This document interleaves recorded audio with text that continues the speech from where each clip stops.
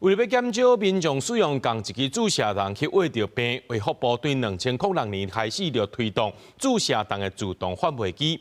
不過，在台南有民眾反映講呢，北區有一搭販賣機，常常有驗毒的人來遮買來遮使用，咱若遮用過注射筒就偏較貴塗骹，300公尺外就是學校啊。就家長建議講，這衛生單位愛甲這個販賣機刷走。衛生局目前已經將這機器封起來了。條仔頂懸明明都有射筒的回收桶，不過也是有人甲用過射筒凊彩等佇咧塗骹。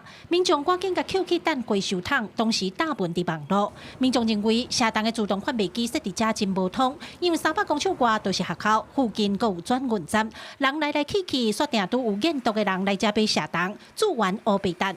建議衛生單位愛刷走。學校聽到這個消息，也感覺無介適合。多少有一點點疑慮，只是說，當然是站在一個學校保護學生的立場上面，我們是希望說，還是有一點距離的部分，是不是說會對學校來端也比較好一點？有附近居民投訴給衛生局，那衛生局打給我們，因為他當初衛生局設點要經過我們同意，我們不要，因為你們負責補貨就對了。對。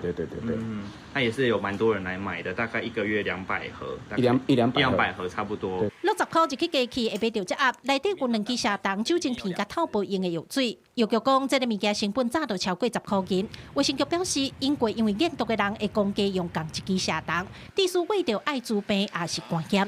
衛福部對2006年開始推出射筒的自動販賣機，其中高雄、台南地區大部分攏是設佇衛生所，也是醫療院所，民間場所較少看。現在民眾對設的地點無認同，因嘛先把機器封起來，重新評估。目前已經在現場張貼公告，告知民眾該處自動販賣機將進行拆除跟遷移，後續將盡速完成相關的程序。除了落錢甲機器買，民眾嘛當提用過射筒去各地衛生所免費換新的。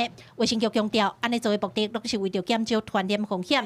未來地點評估會甲社區的安全甲民眾的感受攏考慮入去，唔忘佇咧維護公共衛生的同時，嘛當互民眾安心。記者李新武、柯家如、柯朝陽綜合報道。